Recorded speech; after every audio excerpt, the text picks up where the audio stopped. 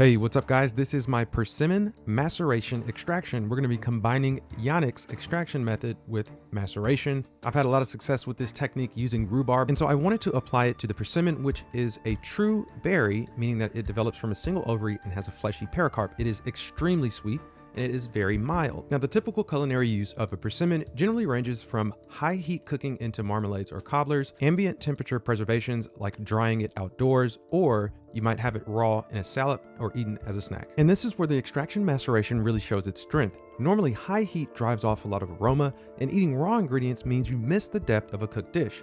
Here, the extraction maceration bridges both worlds. You keep the freshness and aromatics of raw fruit or vegetables while developing the complexity and body you'd expect from cooking. But then you run into the problem of the persimmon being so incredibly sweet. And so the resulting liquid, I think, represents purely what a persimmon can be when raw and cooked at the same time with all of the aroma of the raw component. However, this needs to be acid adjusted, and you have to bring in some salinity. That's really going to make the flavors pop.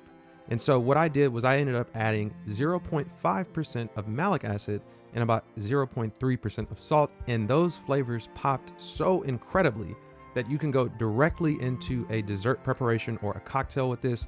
I thoroughly enjoyed it.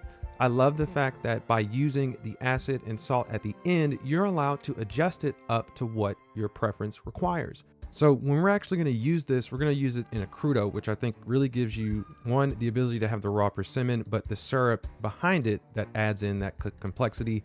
I love the acidity and salt that I use here, but others may have different preferences. So this gives you sort of a blank slate and an ability to really transform the persimmon into something that your guests will enjoy.